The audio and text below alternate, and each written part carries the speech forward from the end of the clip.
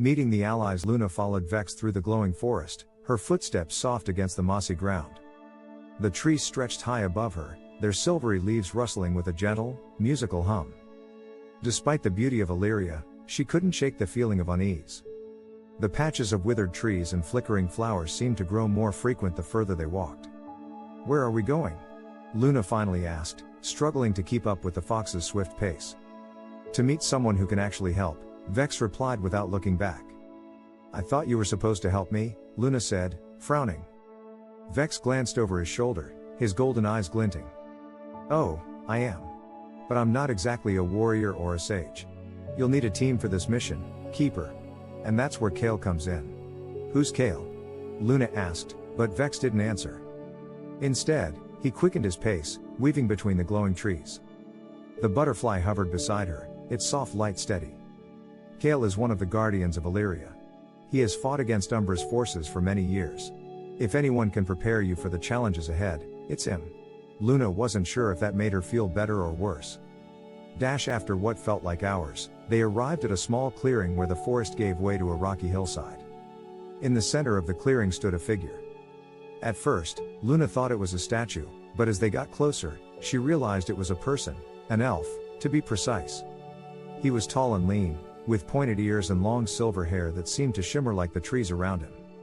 He wore armor made of woven vines and shining metal, and a bow was slung across his back. The elf turned as they approached, his sharp green eyes narrowing as he looked at Luna. "This is the Keeper?" he said, his voice calm but skeptical. Luna crossed her arms. "Why does everyone keep saying that like it's a bad thing?" Kale raised an eyebrow, then turned to Vex. "You're sure about this?" "She's the one the butterfly chose," Vex said with a shrug. "Not my decision." Kale studied Luna for a long moment, then nodded. "If the butterfly chose her, then it must be true. But she doesn't look ready to face Umbra." "Hey!" Luna protested. "I'm standing right here, you know." Kale's expression softened slightly. "I don't mean to insult you, Keeper. I simply mean that this journey will require strength, courage, and skill. Do you have any experience in combat?" "Combat?" Luna echoed, her eyes widening. "No, of course not. I'm just a normal girl." "Not anymore," Kale said firmly. "If you are to face Umbra, you will need to learn. And quickly." Training begins. Kale led Luna to a small campsite near the edge of the clearing. There, he began teaching her the basics of using a sword. Luna had never held a weapon before, and the wooden practice sword felt awkward and heavy in her hands. "Feet apart," Kale instructed, adjusting her stance. "Keep your knees bent. You need to stay balanced." Luna tried to follow his instructions, but her arms wobbled as she held the sword. "This is harder than it looks," she muttered. "You'll improve with practice," Kale said. "For now, focus on staying steady." While Luna trained, Vex lounged on a nearby rock, occasionally offering unhelpful commentary. "Try not to hit yourself with the sword, Keeper. That would be embarrassing." "Not helping, Vex." Luna snapped, her face red with frustration. The butterfly floated nearby, its soft glow encouraging. "You're doing well, Luna. Every great hero starts somewhere." Luna wasn't sure she believed that, but she kept practicing. The first attack. As the sun began to set, Kale called for a break. Luna sat by the campfire, her arms aching from hours of practice. She was exhausted, but she felt a small flicker of pride. At least she hadn't dropped the sword in the middle of training.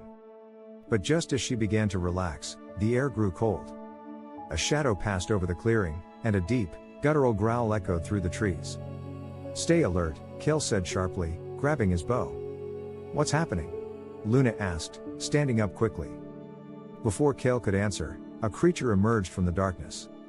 It was a hulking beast made of shadow, its glowing red eyes fixed on Luna. Its body shifted and swirled like smoke, but its claws were sharp and solid. "A shadow beast," Kale said grimly. He knocked an arrow and pulled back his bowstring. "Luna, stay behind me." The beast lunged, and Kale's arrow shot through the air, striking it in the chest. The creature howled but didn't fall. It turned its attention to Kale, its claws swiping dangerously close. "Luna, run!" Kale shouted. But instead of running, Luna gripped the wooden sword in her trembling hands. Her heart raced, but she knew she couldn't just stand by and watch. "Luna, no!" the butterfly cried as she stepped forward. The shadow beast turned to her, its red eyes blazing. Luna swung the sword with all her strength, and to her surprise, it connected.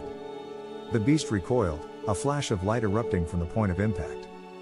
Kale's eyes widened. That's impossible.